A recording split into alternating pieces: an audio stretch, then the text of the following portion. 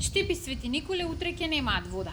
Во Свети Николе ќе се санира дефект на цевководот од Злетовица, во Штип ќе се поставува мерач на протокот на вода на главниот цевковод кон градот. Тоа е дел од активностите околу реконструкцијата на филтер станицата, чиј почеток доцнеше поради пандемијата. Фирмата што го доби тендерот веќе почнала со реконструкција на дел од базените, а со планот е предвидено до постоечката филтер станица да се изгради уште еден објект и уште 6 комори за филтрирање. Тендерската постапка е започната, е распишена и е започната во април, но е пролонгирано или започнувањето заради пандемијата е започната во јуни и ќе трае една година. Целата инвестиција има вредност од 4,5 милиона евра.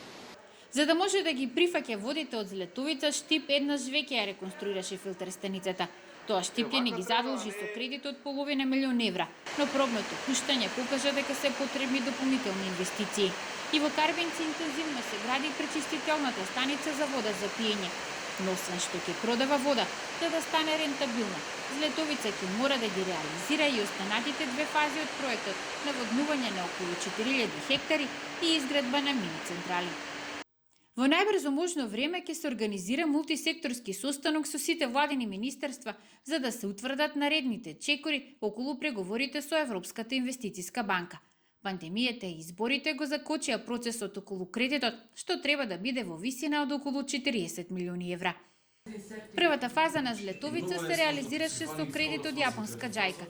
Изградбата на браната, кнежевници, водите до општините чинеше 100 милиони.